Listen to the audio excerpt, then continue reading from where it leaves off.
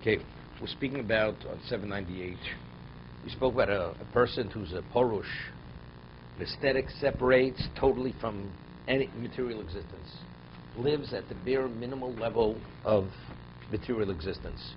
Removes himself from society.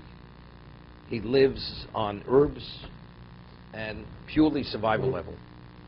And all that he's concerned about is his spirituality. He says,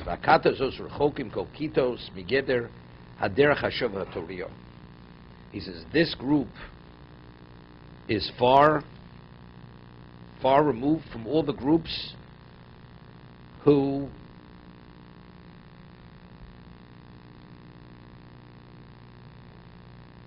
he says, from the balanced way prescribed by the Torah.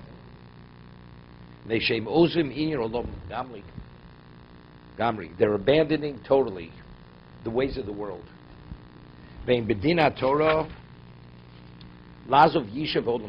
hear this? It's not what the Torah prescribes to abandon existence totally. The world was not created for naught, but to populate. I mean, to be productive. You should be involved to some degree with existence. I'm just saying, he says it's not according to what the Torah prescribes.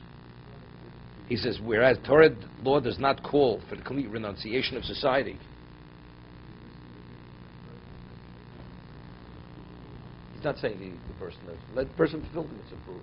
He had children.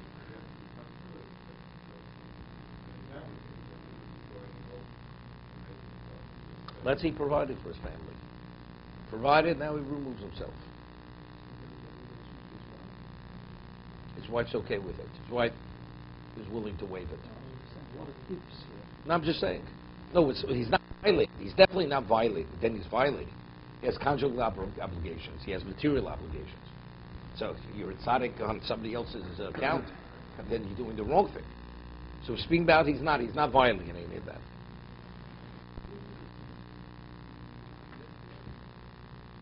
Seems to be. I'm not saying it exists today.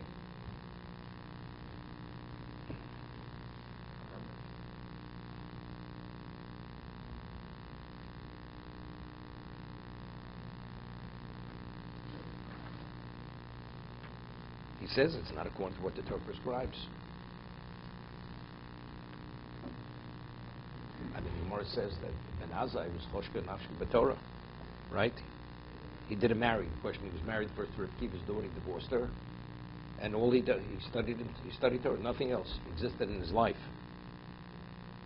Because the burden of a wife and raising a family, he didn't want to have that because he felt that would interfere with his Torah learning. He says choshka nafshka b'Torah.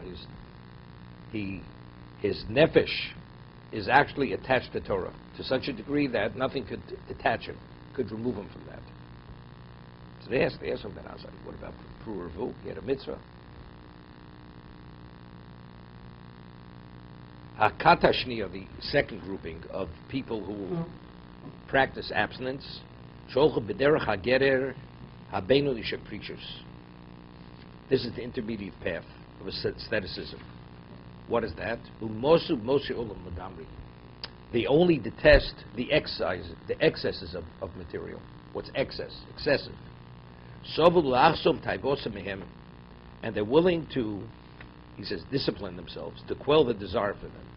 What's excess? Meaning they live at a minimal level, but they live normally. But anything which is not a necessity, that they is not part of their lives. This is the most simple, this is simplicity at the most simple level. That's the way they live their lives.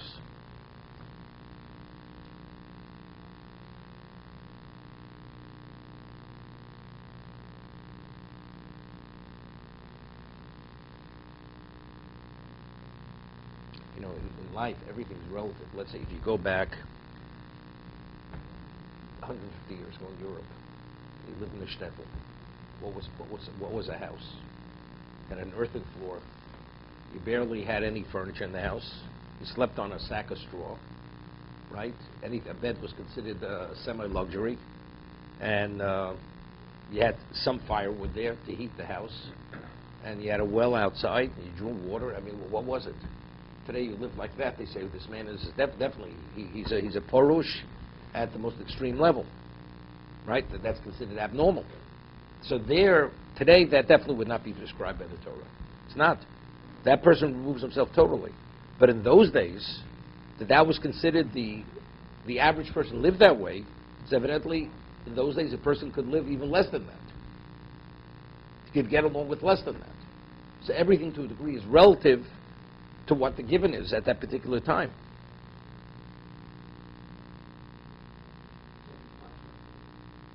He said earlier, look, people live on herbs.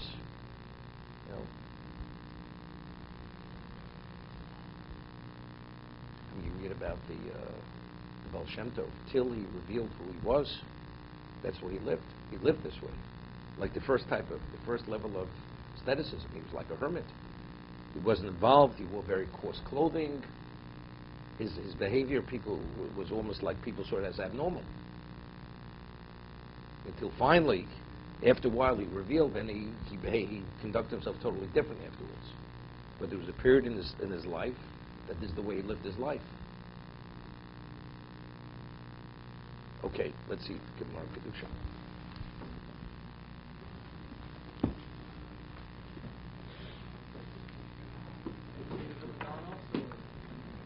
No.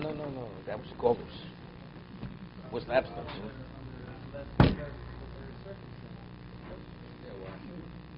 No. The Vilna Gaon didn't need more than that. No.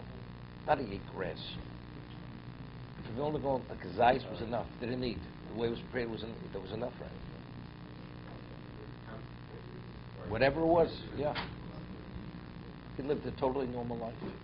The rest normally didn't wear clothing that would lacerate his skin. Didn't wear any. Wore dressed, looked normal. Everything was normal about the Vilna Gaon. He hardly slept. He didn't need more than